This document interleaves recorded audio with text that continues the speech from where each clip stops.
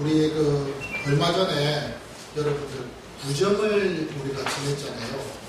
구정을 지냈는데 구정이 참 길었습니다. 구정이 참 길고 좋았습니다. 그 구정이 지내면서 명절이 되면 사실 온 가족들이 이제 고향이나 일가 친척들을 만나는 그런 기회들을 가지게 됩니다. 사실 예로부터 우리나라의 명절의 구정은요, 참 길면서도 또 좋으면서도 사실 또 힘든 또 부분들도 없지 않아 있는 것 같아요.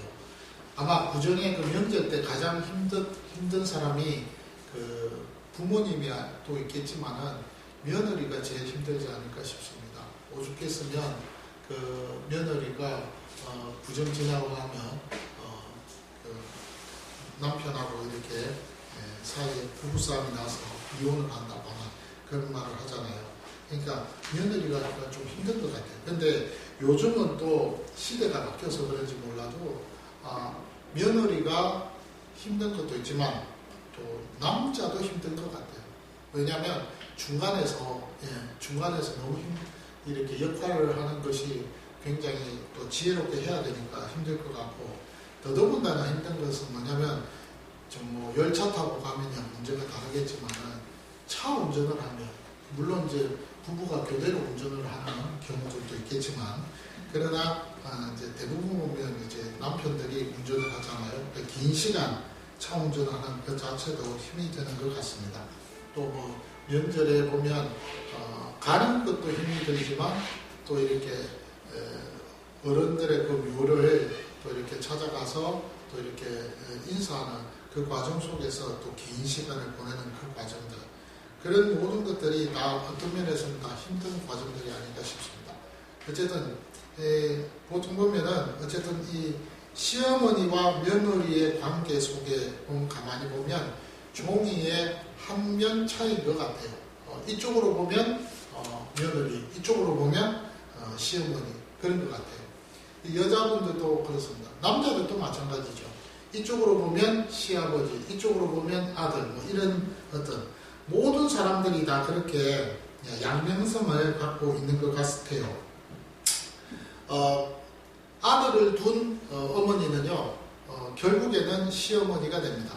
원래는 며느리였는데 나중에 이제 그 아들이 커서 결혼을 하면 또 며느리를 맞이해야 되기 때문에 시어머니 입장이 되는 것이죠. 그러니까 본인이 며느리 입장으로 있었을 때 그때의 생각과 또 자신이 시어머니가 되어져서 그 상대방, 아들의 그 부인에게, 아내에게 해야 하는 그 시어머니의 그 역할, 이런 것들을 생각해 보면 참 어떤 면에서는 양면성을 우리가 갖게 되지 않을까 하는 생각을 해보게 되어집니다. 모든 인생의 삶에 있어서 그런 것 같아요.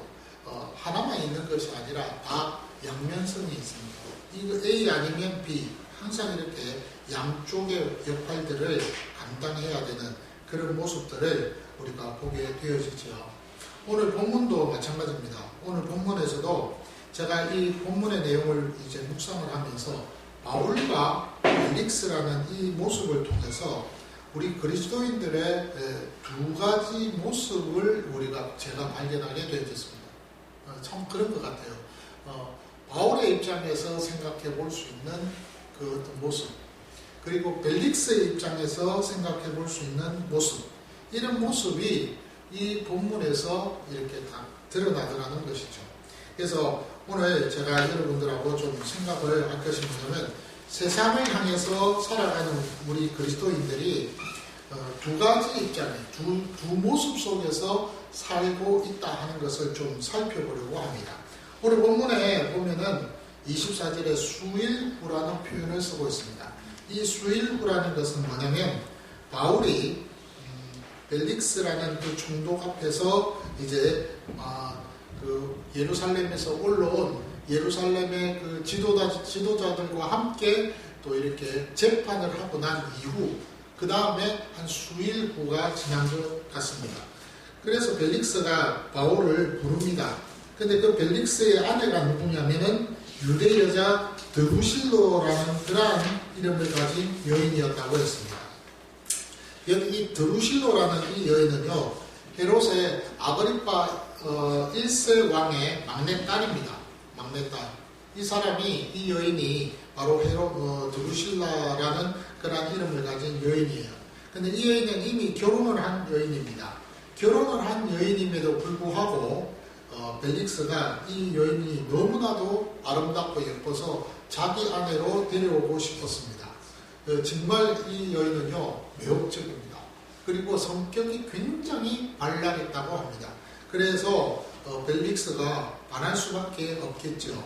헤롯 아그리파 1세 왕이요, 이 막내딸을 어떤 면에서는 정치적인 목적을 가지고서 결혼을 했지만은 그 전 사위를 내버리고, 그리고는 이 벨릭스에게 결혼을 허락을 합니다. 그래서 이제 이 드루실라와 그 다음에 벨릭스가 결혼을 해서 부부가 되어지지요. 그 과정 속에서 여러 많은 일들이 있지만은 어쨌든 이 유대 여인이었던 이 드루실라는 사실은 어느 정도 유대교를 믿고 있었고 성경을 알고 있었고, 그런 가운데에서 그 옛날에 예수라는 인물에 대해서 어느 정도 소문을 듣고 또 직접 보기도, 어린 마음에 직접 보기도 했던 그런 상황입니다. 그런 상황에서 바울이라는 인물이 복음을 전할 때 예수가 그리스도라는 그 복음을, 그 십자가의 도를 전하는 그 과정에 대해서 사실은 많이 궁금했겠죠. 그래서 벨릭스는 이 부인 드루실라를 통해서 들었던 이야기와 함께 좀 더 구체적으로 예수 그리스도의 도를 좀 알고 싶어서, 그래서 벨릭스가 바울을 부릅니다. 그래서 25절에 보면 바울이 벨릭스 앞에서 강론을 하는데 어떤 내용으로 강론을 했느냐면 의와 절제와 장차 올 심판에 대해서 강론을 했다고 했어요. 의와 절제와 장차 올 심판에 대해서 강론을 합니다. 그 강론을 할 때 그 내용을 들은 벨릭스는요, 내용이 참 무서운 내용들이 있었다는 것이죠. 왜냐하면 심판에 대한 이야기가 있으니까 벨릭스에게는 부담이 됩니다. 그리고 의에 대해서 강론을 했는데 그것도 역시 부담이 되어집니다. 사실 벨릭스는요, 극악무도한 사람이라고 제가 2주 전에 말씀을 드렸습니다. 지난주에는 우리가 16주년 이제 설립 기념 예배를 드리면서 우리 주변에 있는 분들을 초청을 하고 여러분들과 함께 이렇게 축하의 어떤 그 예배도 드리고 시간들을 보냈는데, 그러다 보니까 이제 오늘 24장의 이 이야기가 건너뛰어지고 생명의 가문에 대한 야곱의 이야기를 우리 김동주 교수님이 하셨지 않습니까? 아마 많이 은혜를 받으셨을 거라고 생각이 되어지는데요. 어쨌든 이 바울이 지금 의에 대해서 강론을 하는데 벨릭스 마음이 참 편치는 않습니다. 벨릭스는 굉장히 극악무도한 사람이기 때문에 그래요. 그래서 아주 잔인하고, 그리고 압제를, 아주 유대인들을 압제하는 것을 아주 밥 먹듯이 했던 그런 인물이었습니다. 그러니까 의라는 것, 공의라는 것에 대해서 설명을 할 때에 사실 바울의 그 강론에 대해서 벨릭스가 그렇게 좋아는 하지 아니했다는 겁니다. 더더군다나 절제라는 의미에 대해서 설명을 할 때는요, 이 벨릭스가 무절제한 욕망과 욕정을 가지고 있었던 남자였기 때문에 절제라는 이 말에 대해서 설명을 들을 때는 더 기분이 안 좋았을 겁니다. 그렇겠죠. 왜냐하면 남편이 있는 여자를 자기가 좋아서 데리고 왔으니까 그 누가 좋아하겠습니까?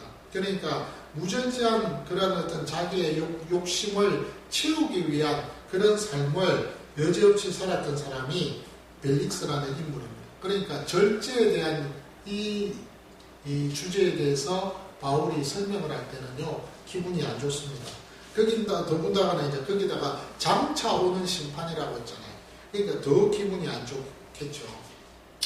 그러니까 이런 어떤 세 가지 주제에 대해서 바울이 설명을 할 때 벨릭스는요, 뭐라고 이야기하느냐면 25절에 보니까 두려워했다고 했습니다. 그래서 지금 가라. 내가 틈이 있으면 너를 다시 부르겠다. 그렇게 해요. 그러니까 못 듣겠다는 거예요. 그리고 나서는 너무 참 아이러니컬한 것은요, 26절에 한번 보세요. 거기 보면 뭐라고 되어 있으면 동시에 또 바울에게 돈을 받을까 말하는 거로 더 자주 불렀다. 예. 그 자기가 듣고 싶은 이야기는 있는데 그 듣고 싶은 이야기는 하지 않고 안 듣기 싫은 이야기를 하니까 가라고 했어요. 그러면서 또 다시 바울을 부르는 이유는 뭐냐면 이 바울이 돈이 많았거든요. 여러분 아시다시피 바울은요 길리기아라는 지역의 다소라는 그 도시에 거기에서 아주 부자로 또 살았습니다. 아버지와 어머니가 아주 부자였습니다. 왜냐하면 요즘으로 말하면 인테리어 업자 사장입니다. 대표입니다. 회사 대표예요. 그러니까 대기업가의 대표의 아들로 있었기 때문에 돈이 많았습니다. 더더군다나 여러분들 돈이 많다는 것을 우리가 짐작할 수 있는 것은 바울이요 가말리엘의 문화생이라고 했습니다. 가말리엘이라는 것은 당대의 유대인들에게 있어서 가장 유명한 랍비 선생님 중에 한 분이에요. 요즘으로 말하면 우리나라로 서울대학교의 아주 유명한 교수님이에요. 그 교수님의 그 밑에 들어가서 문화에 들어가서 공부를 한다. 돈이 좀 있어야 됩니다. 돈 없으면 못하는 거예요. 그러니까 굉장히 돈이 많았던 인물이었습니다. 바울은. 그런데 이 바울이 그렇게 돈도 많고 또 재력이 있을 뿐만 아니라 또 능력도 있고 거기다가 또 실력도 있고 한 가지 단점은 키가 작고 못생겼다는 것, 대물이었다는 것. 그 외모적인 것 빼고는요 바울이요 모든 조건들을 다 갖춘 인물이었습니다. 그런데 지금 이 벨릭스는 그 모든 것들을 알고 있는 거예요. 그래서 바울을 통해서 좀 돈 좀 받았으면 좋겠다. 그래서 듣기는 싫지만 듣기 싫은 그 소리는 일단은 귀를 닫고 내가 좀 이 바울과 좀 친하게 지내서 바울을 통해서 돈을 좀 받았으면 좋겠다. 그렇게 해서 뇌물에 대해서 관심을 갖습니다. 그것이 26절이에요. 그리고 나서 27절에 이때가 지났습니다. 7년이라는 시간이 지났습니다. 그 7년 동안 바울과 벨릭스가 얼마나 자주 만났겠어요. 그런데 바울은 꼼짝을 하지 않습니다. 돈을 주기는커녕 계속해서 의와 절제와 장차올 심판에 대해서 아마 벨릭스에게 강론하지 않았을까요? 어쨌든 27절에 7년이 지났어요. 그리고는 보르기오 베스도가 벨릭스 대신해서 이제 왔습니다. 이 베스도라는 이 총독이 벨릭스의 후임으로 와서 이제 그 유대의 총독으로서 그 직임을 감당하는데 이때에 그 교체가 될 때, 보직이 교체가 될 때 그때에 벨릭스는 사실은 바울을 풀어줘야 돼요. 자기가 붙들어 구금하고 있었던 죄인이 죄가 없으면 어떻게 해야 되냐면 풀어주는 것이 관례입니다. 그런데 오늘 27절에 보니까 그 부분이 이렇게 있어요. 벨릭스가 유대인의 마음으로 포자하여 바울을 부류하여 두니라. 참 기가 막힙니다. 벨릭스가요 욕심이 나서 유대인들의 마음을 좀 얻기 위해서 하는 그 지금 행동이 바울을 붙잡아 놓는다 이 말입니다. 자, 오늘 제가 이 말씀을 좀 묵상을 하면서 제가 여러분들하고 좀 나누고 싶은 것이 있습니다. 그것이 뭐냐면 실제적으로 자 여러분 바울의 입장에서 그리고 처해 있을 때 베스도의 입장에 처해 있을 때 저와 여러분들이 어떤 마음을 가져야 될 것인가 이게 참 중요한 것 같아요. 바울의 입장에 있었을 때 바울 같은 상황에 우리가 처해 있을 때 사실은 우리가 사실 그리스도의 심정을 가지고 사람들을 대하는 것이 참 중요하지 않을까 생각합니다. 바울이요 우리도 바울과 같은 존재라는 우리가 바울입니다. 사실 바울도 역시 마찬가지예요. 예수님을 믿었잖아요. 복음을 믿고 예수를 믿고 그 예수 믿는 가운데에서 사람들을 만나서 그 사람들에게 자기가 할 수 있는 데까지 하는 그 일이 뭐겠습니까? 십자가의 도를 전하는 거예요. 예수 그리스도의 복음을 전하는 겁니다. 예수님이 우리를 위해서 십자가에 죽으셨다는 그 피 흘려 죽으셨다는 그 내용을 전하는 것이 바울의 그 다하는 소명이에요. 그런데 그것을 그리스도의 심정을 가지고 벨릭스와 그 아내에게 드루실라에게 지금 회개의 기회를 주려고 애를 쓰고 있다는 말입니다. 오늘 우리도 마찬가지예요. 우리가 살아가면서 이 땅에서 살면서 많은 사람들을 만납니다. 많은 사람들을 만나고 가족과 함께 있고 또 우리가 형제를 만나고 친척을 만나고 친구를 만나고 그렇게 합니다. 그럴 때 우리가 한 가지 알아야 할 것이 있어요. 그건 뭐냐면 우리가요 그리스도의 심정을 가지고 있는지 없는지를 한번 체크를 해봐요. 예수님의 마음을 내가 갖고 있느냐 없느냐. 저와 여러분도 생각할 때는 무슨 중단지 같은 말씀을 하십니까? 이렇게 생각하는데 아니에요. 사실 참 우리가 살면서요, 내 아내를 옆에서 볼 때, 내 남편을 옆에서 볼 때, 내 자식을 옆에서 딱 볼 때, 그 다음에 내 친구나 내 주변에 있는 이웃이나 사람들을 만나서 그들을 이렇게 바라볼 때, 그때에 여러분들이 그들을 향하여서 어떤 마음이 듭니까? 미움의 마음이 듭니까? 사랑의 마음이 듭니까? 아니면 불쌍한 마음이 듭니까? 대부분 많은 사람들이 그런 질문을 받았을 때 이런 말을 해요. 공통적으로 글쎄요 라고 그렇게 대답합니다. 그런데 저는 여러분들에게 이 질문을 던졌을 때 여러분들 스스로가 마음의 대답을 한번 해보세요. 그런 사람들을 만났을 때 나는 어떤 마음을 갖고 있냐? 불쌍한 마음인가? 아니면 내가 그 사랑의 마음? 그러면은 그렇겠죠. 상황에 따라서 다릅니다. 맞습니다. 상황에 따라서 다르죠. 어디 상황이 절대적으로 꼭 계속해서 저 사람 만날 때마다 불쌍한 마음이 들고 사랑하는 마음이 들고 이렇게 돼야 됩니까? 그건 아니라고 생각합니다. 근데 대부분 우리가 사람을 만났을 때, 그 사람들을 접했을 때, 그럴 때마다 저 사람 참 불쌍하다. 연민의 정을 갖고, 어떤 때는 사랑의 마음을 가지고, 어떤 때는 미움도 있지만은 그 미움 속에서 뭐가 있습니까? 사랑의 마음을 갖는다는 거죠. 좀 애증이라는 말 아시죠? 애증. 애정 말고 애증. 이게 경상도 남자라서 이 발음이 안 돼가지고 애증. 정. 밑에 정. 애증. 애증이라는 단어가 있습니다. 이 애증이라는 이 단어는요, 어떤 마음이냐면 정오의 마음입니다. 근데 앞에 놓는 사랑의 자가 있어요. 그게 무슨 말일까요? 사랑이 있기 때문에 정오도 있다는 거예요. 미움은요, 뭐가 있기 때문에 미움이 있느냐면 사랑이 있기 때문에. 저 사람하고 아무런 관계가 없으면요, 미움의 그 감정은 나타날 수가 없습니다. 그거는 100%예요. 그것이 사실은 기독교의 성경 안에서 이루어지는 말씀뿐만 아니라 일반적으로 똑같아요. 그래서 일반적으로 세상 사람들도 애증이라는 단어를 쓰잖아요. 미움은 사랑이 있기 때문에 미움이 있는 거예요. 그만큼 내가 바랬고, 그만큼 내가 기대했고, 그만큼 내가 그 사람을 사랑을 했는데 그 사랑을 내게 주지 않았기 때문에, 내가 그것을 받지 못했기 때문에 증오의 마음이 생긴다 이 말입니다. 그러니까 애증이라는 게 그런 의미예요. 그런데 우리가 예수 믿는 사람으로서 바울도 마찬가지예요. 바울도 7년 동안 벨릭스를 앞에서 복음을 전했는데 꼼짝을 안 해요. 열받죠. 그렇죠? 7년 동안 여러분 예수 믿으라고 자꾸 이야기하고, 여러분 나처럼 이렇게 됐으면 좋겠습니다 이러고 막 그랬는데도 눈 하나 깜짝 안 하고 가만히 자기 목표를 향해서 어떻게 하면 저 사람에게 돈을 뜯어낼까, 이 마음을 갖고 있으면 여러분 어떤 마음이겠어요? 기분 좋겠어요? 기분이 나쁘죠? 열받죠. 열받아요. 안 열받겠어요? 바울도 그런데. 그러니까 여러분 똑같아요. 우리가 예수 믿는 사람으로 누군가를 만났어요. 가족 안에서 자녀를 봤어요. 그 다음에 남편을 옆에서 봤어요. 아내를 옆에서 봤어요. 내가 그만큼 사랑했는데 그 사랑만큼 그 사람이 나에게 반응하지 않고, 내가 그만큼 그리스도의 심정을 갖고 그 사람에게 뭔가를 전해줬는데 그 반응이 없고 기대치가 올라가지 않을 때, 그때의 그 상대방을 향한 그 마음은 어떨까요? 화나죠.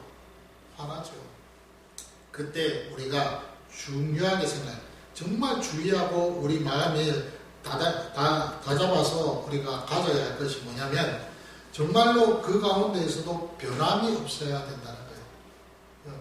초지일관, 내가 그 옛날에 가졌던 그 마음처럼 지금도 계속해서 그 마음을 가지면서 변함없이 그 사랑을 끝까지 그 사람에게 전하는 것이 중요합니다. 그래서 요한복음 13장 1절에 예수님 하신 말씀이, 내가 내 사람을 진짜 사랑했는데 어느 정도 사랑했습니까? 끝까지 사랑했습니다. 끝까지. 요한복음 13장 1절에 그 말이에요. 내가 자기 사람을 사랑하실 때 그가 끝까지 사랑하셨다. 이렇게 돼요. 끝까지 사랑하셨어요. 그러니까 변함이 없었다는 거예요. 처음에 사랑했던 그 마음이나 그 중간이나 그 자기가 십자가에 죽어서 숨을 거두는 그때나 그리고 하나님 앞에 나아가서 하나님 보좌 우편에 지금 계시는 그 순간이나 예수님은 자기 사람을 사랑하시되 어떻게 했다? 끝까지 사랑하셨다. 변함없었다는 거예요. 그 마음을 가져야 된다는 거예요. 근데요, 더 놀라운 것은 우리가 이 바울의 입장에서 곰곰이 내 자신을 돌이켜보면서 우리가 신앙생활하면서 모든 사람들하고 이렇게 만나면서 관계를 형성해 나갈 때, 만들어 나갈 때 꼭 기억해야 할 것이 있습니다. 그것은 우리가 열머나 비유를 한번 생각을 해보아야 됩니다. 머나 비유. 우리 그 누가복음 19장에 11절에서 27절에 보면 그게 한 귀인이 10명의 신하를 불렀어요. 그리고는 그 10명의 신하를 부르고 나서 그들에게 하는 말이 내가 저 먼 나라에 가서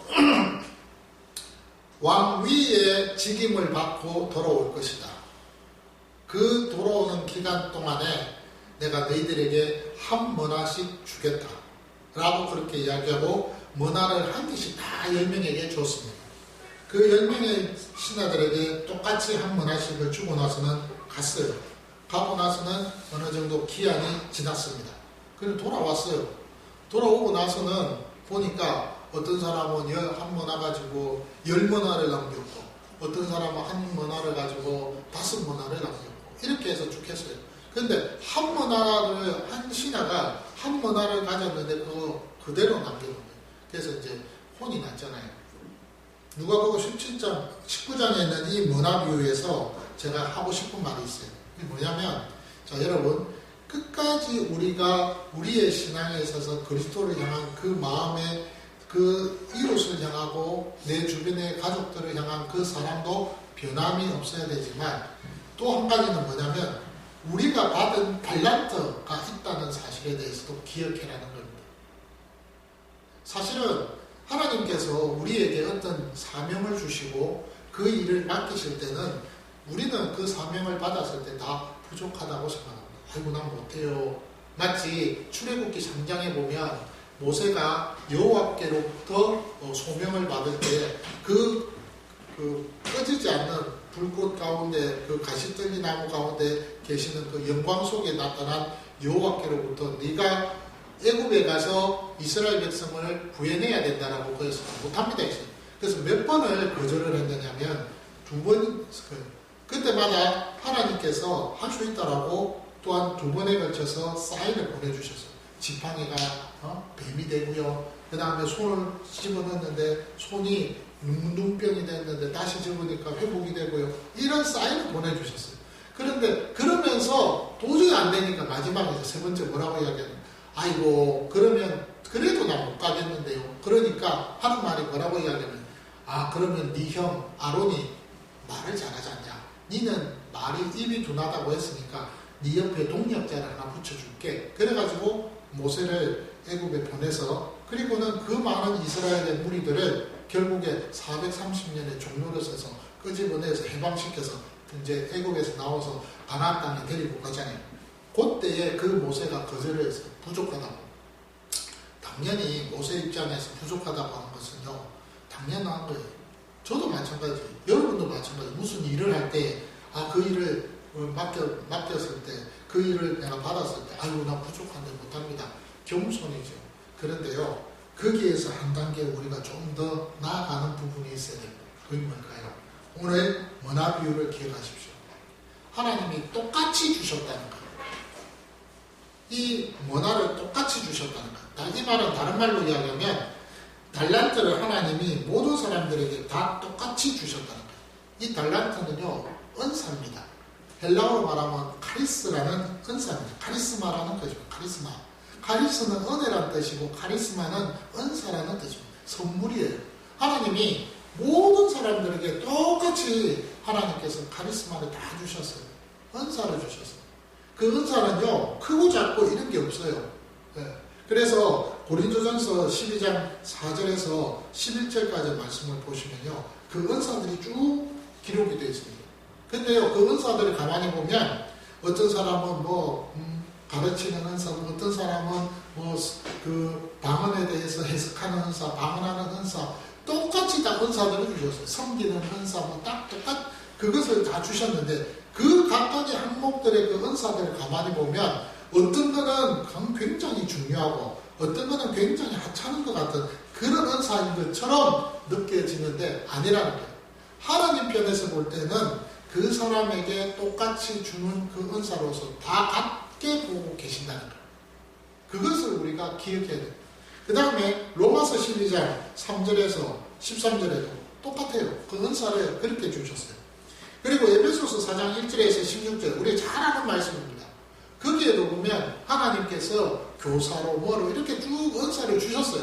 그 다 똑같이 주셨어요. 근데 그런 은사를 가지고 우리가 생각할 때 똑같은 은사를 통해서 그리스도의 심정을 가지고 한 영혼을 대할 때 그리스도로 인도하고 그들을 만나고 그들과 관계를 맺고 그들을 위해서 위로하고 그들을 섬기는 그 모든 일들은요. 사실 하나님이 주신 그 은사를 갖고 내가 어떻게 활용하느냐가 중요하다는 거예요.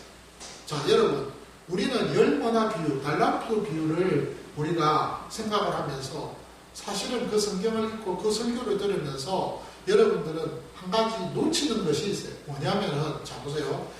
한 머나를 가지고 그 10명의 신하들이 받아서 나아가서 10머나를 남기기도 하고 5머나를 남기기도 할 때 그 과정이 어떨까요? 어떤 과정을 그들은 밟아 나아갔을 것 같다. 그냥 여러분 그 과정을 그냥 밟아 나가지는 않았을 거라고 생각합니다. 많은 우여곡절과 많은 고민과 갈등과 고뇌들이 있지 않았겠어요? 그리고 또 좋은 일도 있지 않았겠어요? 그런 것처럼 우리는 그 과정을 그 성경에서 놓치고 있는 부분들이 있다는 것이에요. 달란트 비유도 마찬가지예요. 5달란트, 2달란트, 1달란트를 줬는데 그때에 5달란트 받은 종은 5달란트를 남겼어요. 2달란트 받은 종은 2달란트를 남겼어요. 1달란트 받은 종은 땅에다가 그 달란트를 묻었어요.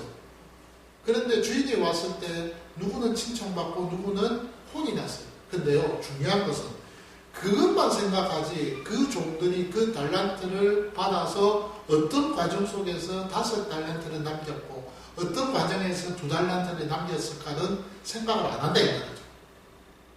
우리가 생각을 할 것은 그 과정도 한 번쯤은 중요하게 생각을 해보아야 한다는 것입니다. 저와 여러분들이 하나님 우리에게 똑같이 은사를 주셨어요. 근데 그 은사를 어떻게 사용하느냐는 것은 어떤 면에서는 하나님 앞에 우리 몫이에요. 근데 내 힘으로 안 돼요. 내 그 모든 실력 가지고 내 능력 갖고 될 것 같으면 우리가 일자리에 있겠어요? 할 수 없어요. 그러니까 받은 똑같은 그 은사를 갖고 어떻게 하면 하나님 은사를 내가 잘 활용할 수 있을까요? 지혜를 달라고 기도하면서 엎드리면서 그러면서 하나님 앞에 부르면서 도움을 청하면서 하나님 도와달라고 기도하면서 그러면서 그 은사를 활용한다는 거예요. 그러면 그 은사가 배가 된다는 거예요. 그렇게 하면서 하나님을 섬기는 데 있어서 정말 하나님의 나라를 세워나갈 수 있다는 거예요. 그래서 여러분 에베소서 4장 1절에서 16절의 그 말씀 중에서 우리가 잘 아는 내용입니다. 그 내용에 이거예요. 어떤 내용입니까? 여기 이렇게 되어 있어요. 11절에 그가 어떤 사람은 사도로, 어떤 사람은 선지자로, 어떤 사람은 복음 전하는 자로, 어떤 사람은 목사와 교사로 삼으셨으니 이는 성도를 온전하게 하여 봉사일을 하게 하며 그리스도의 몸을 세우려 하십니다. 그리스도의 몸을 세우려 한다. 교회를 세운다. 그런데 여기 나오는 언급되고 있는 사도, 선지자, 복음 전하는 사람, 목사, 교사, 그럼 이 사람들만 있을까요? 아니에요. 이분들 외에도 여기 보면은 수많은 은사를 받은 사람들이 많다는 거예요. 그들을 통해서 그 성도를 온전하게 한다는 거예요. 그리고 봉사의 일을 하게 하고 그래서 그리스도의 몸을 세우게 만든다는 거죠. 바울의 입장에서는요.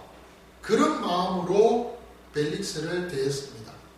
그런 것처럼 우리도 마찬가지예요. 우리도 정말 하나님 앞에서 그리스도인으로서 우리는 세상 앞에서 왕이잖아요. 왕 같은 제사장이라고 말하잖아요. 진짜 왕 같은 제사장이에요. 우리가요, 좀 힘이 없고 나약하고 돈도 없고 좀 꾸질꾸질하게 살지만은요, 사실은 우리는 왕입니다. 세상 앞에서는. 우리는 제사장입니다. 우리는 선지자입니다. 그 역할을 우리는 감당해야 돼요. 그 역할을. 그것이 그리스도인으로서 이 땅에서 우리가 바울의 입장에 서 있는 사람이라는 거예요. 그래서 그리스도의 심정을 가지고 정말 내가 받은 그 사랑만큼 그 이상으로 내 이웃에게도 그 사랑을 끝까지 전하는, 그 사랑을 보여주는 그 입장, 그것이 바울의 입장이나 우리 입장이 되어야 되는 거예요. 근데요, 두 번째 우리 또 생각할 것이 있어요. 벨릭스 입장이에요. 안에 드루실라 입장 같아요. 만약에 그런 입장에서 봤을 때 어떡해요? 똑같아요. 회개의 기회를 주는데 그 회개의 기회를 자꾸 놓치고 있잖아요. 바울이 회개하십시오. 의에 대해서, 절제에 대해서, 장차올 심판에 대해서 7년 동안 이야기했어요. 7년 동안. 그런데도 얼마나 깜짝 안 해요. 그 7년의 기회를 다 놓치고 있는 거예요. 얼마나 기가 막힙니까? 그럴 때 우리는 그렇게 하면 안 된다는 거예요. 하나님이 매 순간순간마다 우리에게 기회를 주세요. 삶의 기회를 주세요. 생명의 영장함을 주세요. 여러분, 우리가 살았다는 것이 얼마나 복이고 살았다는 것이 얼마나 감사한 일인 줄 아세요? 이 땅에서 우리가 살면서요, 하나님께서, 저는 그래요. 한번 그런 이야기를 제가 여러분들에 했죠. 하나님이 우리를 살려주시는 이유는 몇 가지가 있는데, 하나는 아직까지 하나님이 필요하시기 때문에, 하나님이 편에서 볼 때, 이 친구를 통해서 내 일을 좀 더 해야 된다라고 하나님이 필요하게 여기시니까 살려주시는 거예요. 그 다음에 두 번째, 아직도 이 사람이 하나님 앞에서 온전함을 이루지 못해서 성화가 아직 다 안 됐다 싶으면 하나님 안 데려가죠. 그만큼 하나님이 그 사람을 어떻게 하시는 거예요? 사랑하시는 거예요. 성화가 다 되어졌을 때 하나님 데려간다는 거는요, 그만큼 하나님이 인내하고 기다리시는 거예요. 내가 너를 끝까지 내가 기다리고 안 놓친다. 너 갈 때까지 한번 보자. 그래 하나님이 그래서 이 사람이 딱 주님 당신입니다 라고 고백하면 그때 데려가는 거예요. 그때 데려가는 거예요. 그거를 여러분 어디서 볼 수 있느냐면 창세기에 보면 아브라함과 이삭과 야곱의 이야기를 가만히 살펴보시면 나중에 읽어보세요. 창세기 12장부터 이야기를 쭉 보면 창세기 12장부터 28장인가 29장까지는 아브라함의 이야기가 나옵니다. 그 이후에 이삭의 이야기가 나옵니다. 그리고 32장인가 31장에는 야곱의 이야기가 나옵니다. 근데요, 그 이야기의 특징이 뭐냐면 아브라함이 죽었다는 죽음의 기사는 없어요. 예를 들어서 아브라함의 아내 라헬이 죽었다. 그 다음에 야곱의 두 아내였던 리브가와 그 다음 리브가가 뭐 죽었다. 그 다음에 이삭의 아내 리브가가 죽었다. 아니면 야곱이 뭐 어떻게 사라의 아내가 죽었다. 이런 말은 있어도 그 주인공이었던 아브라함과 이삭과 야곱이 죽었다라는 그 기사가 창세기 그 장에는 없습니다. 그런데 중간에 다 끊겨요. 그런데 놀라운 것은 그 중간에 다 끊기는 가운데에서 그 끊기는 그 매개체가 뭐냐면 아브라함이 하나님을 바르게 인정을 할 때, 이삭이 하나님을 바르게 보고 인정을 할 때, 야곱이 하나님 앞에서 내가 하나님 앞에서 이렇습니다라고 하나님을 인정을 할 때, 그때는 그 이야기가 끝이 납니다. 그러니까 결국은 무슨 말이냐면 영적으로 우리가 이걸 해석해야 돼요. 하나님 앞에서 내가 하나님 앞에서 하나님을 하나님으로 인정하는 그 고백이 나오면 하나님 날 데려가시는구나. 기가 막힙니다. 첫 번째는 아직 할 일이 남았다. 두 번째는 하나님께서 할 일에 그 사람의 개인의 성화를 위해서 기다리고 계십니다. 그래서 살려주시는 거예요. 그럼 하나님이 데려가는 건 뭘까요? 네 일 다, 이제 내가 보니까 니는 내 할 일을 다 했으면 데려갈게. 그거 첫 번째는. 두 번째는 이 친구를 내가 이 세 땅에서 놔뒀다면 이 친구가 주변에 있는 사람들한테 더 험하고 더 괴롭고 어려운 일을 당할 것 같다 싶어서 데려가는 거예요. 데려가는 거예요. 그 이유 때문에 데려가는 거예요. 그러니까 여러분, 우리가 삶과 죽음은요, 하나님 편에 있는 거예요. 오늘 저와 여러분들이 주님께서 기회를 주실 때 그 기회를 잘 붙잡으셔야 돼요. 고린도전서의 6장 2절에 보니까 보라, 지금은 은혜 받을 만한데요. 보라, 지금은 구원의 날이라고 해서 그 때가 있다는 겁니다. 예. 전도서 3장에 보니까 모든 인생에는 다 때가 있다고. 날 때가 있고 죽을 때가 있고 우리가 먹을 때가 있고 우리가 잘 때가 있고 다 때가 있습니다. 다 때가. 그 때를 우리가 놓쳐서는 안 돼요. 그 때는 하나님의 때지만은 또 하나 그 기회 속에서 하나님은 우리에게 주시는 은혜입니다. 은혜입니다. 그 분명한 거예요. 심혈관 환자가요, 골든타임이 20분이랍니다. 그래서 그 20분의 골든타임을 놓치면 심폐소생술을 안 하면 죽는데요. 우리 그리스도인들에게 있어서 하나님께서 주시는 그 골든타임은 몇 분인지는 저는 잘 모르겠습니다. 그러나 중요한 것은 그 기회를 여러분 놓치지 마세요. 벨릭스와 드루실라는 7년이라는 골든타임을 놓쳤습니다. 그의 인생에 있어서 그거밖에 없어요. 그거밖에 없어요. 오늘 저는 그렇게 생각합니다. 2분입니까? 20분이 아니라? 네? 2년입니다. 이때가 2년. 그렇습니다. 2년. 이때가 2년입니다. 2년이라는 시간입니다. 감사합니다. 어쨌든 오늘 우리가 이 상황에서 한번 생각해 볼 것은 어떻게 우리가 구원을 받을 것인가, 또 어떻게 하나님 앞에서 우리가 정말로 절제하면서 모든 것들을 하나님 앞에서 잘 그 삶에 있어서 우리 자신들이 그 삶을 또 시험을 극복하며 나아갈 것인가, 또 어떻게 하면 하나님 앞에서 정말 최후의 심판을 피할 수 있을 것인가, 이 세 가지 주제 앞에서 우리가 바울처럼 벨릭스처럼 그 모습을 보면서 지혜를 우리가 얻는 것이 참 필요하다고 생각합니다. 여러분, 기회를 놓치지 마세요. 그리고 하나님 앞에서 그 기회를 잘 선용해가지고 정말로 주변에 있는 사람들에게 섬길 수 있을 때 섬기십시오. 예. 우리가 섬길 수 있을 때 섬기고 사랑할 수 있을 때 사랑하고 우리가 희생할 수 있을 때 희생하고, 그리고 무엇보다도 우리에게 그것을 기회를 주신 것을 잘 활용을 하셨으면 참 좋겠습니다. 예. 예. 때 지나면요 후회합니다. 때 지나면 후회해요. 그때 잘할 걸. 예. 지나면 후회한다는 거예요. 오늘 이 지혜 속에서 남은 우리의 삶도 하나님 앞에서 멋지게 잘 감당하는 은혜가 있기를 주의 이름으로